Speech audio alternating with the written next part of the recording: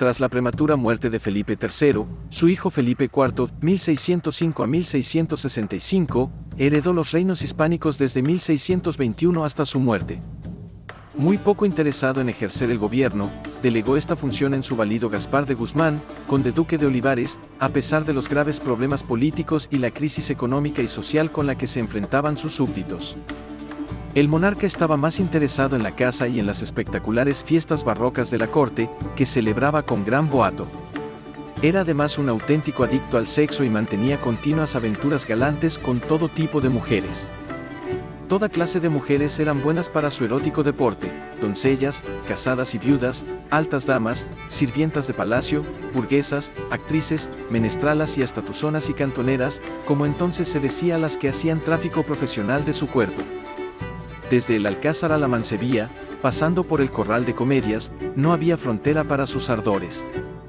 Pero sus preferencias iban más a las mujeres humildes que a las linajudas. Felipe frecuentaba además los burdeles de Madrid y los teatros, en los que conocía a muchas actrices de costumbres ligeras. Precisamente una de ellas, la joven actriz María Calderón, conocida con el apodo de la Calderona, protagonizó uno de los más sonados amoríos reales. El rey se enamoró perdidamente de ella, y esta historia de amor tuvo como consecuencia el nacimiento de un hijo, Juan José de Austria, en 1629. Fue este el único de los hijos ilegítimos reconocido por el rey 1642. Juan José fue criado por una aya y recibió una esmerada educación. Como que el monarca no podía instalarlo en el Real Alcázar por su condición de hijo bastardo, lo instaló en el Palacete de la Zarzuela, actual residencia de los reyes de España, y a la sazón, pabellón de caza. Probablemente, Felipe IV pensó en él como una posible alternativa sucesoria. La Calderona no quiso continuar la relación amorosa con el monarca y profesó como monja benedictina en el monasterio de Valfermoso, en la Alcarria, del que llegaría a ser abadesa años más tarde. Como decimos, Felipe IV tuvo un sinfín de correrías amorosas, algunas muy novelescas, como la de seducir a monjas del convento de San Plácido, al que el rey accedía discretamente por un túnel oculto.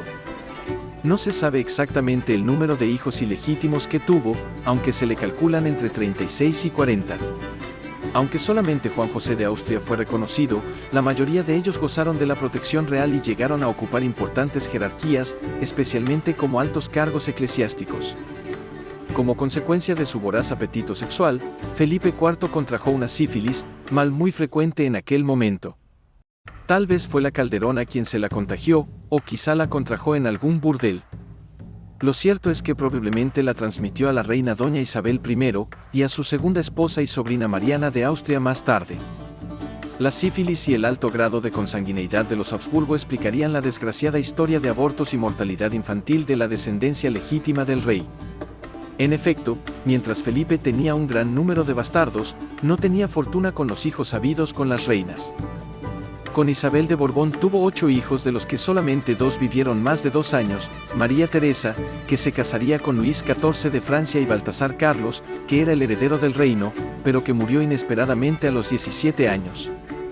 Tras la muerte de la reina Isabel, Felipe IV se casó con su sobrina Mariana de Austria, una jovencita que estaba previsto que se casara inicialmente con el príncipe Baltasar Carlos.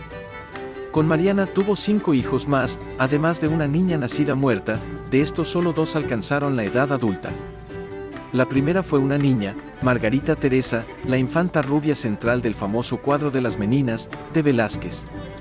Margarita se casó más tarde con el emperador Leopoldo I de Austria.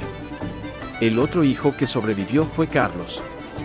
Este último reunía un cúmulo de patologías probablemente debidas al alto grado de consanguineidad y probablemente también a una sífilis congénita, acromegalia, retraso mental, posible síndrome de Klinefelter, entre otras, lo que hizo que sus padres se avergonzaran de él y fue inicialmente ocultado. Sin embargo, a falta de otra alternativa, llegó a reinar con el nombre de Carlos II el Hechizado, 1665 a 1700. Con él se extinguió la Casa de Austria de la monarquía hispánica y estalló la sangrienta Guerra de Sucesión, que tantas consecuencias trajo y que terminó con la instauración de la dinastía de Borbón.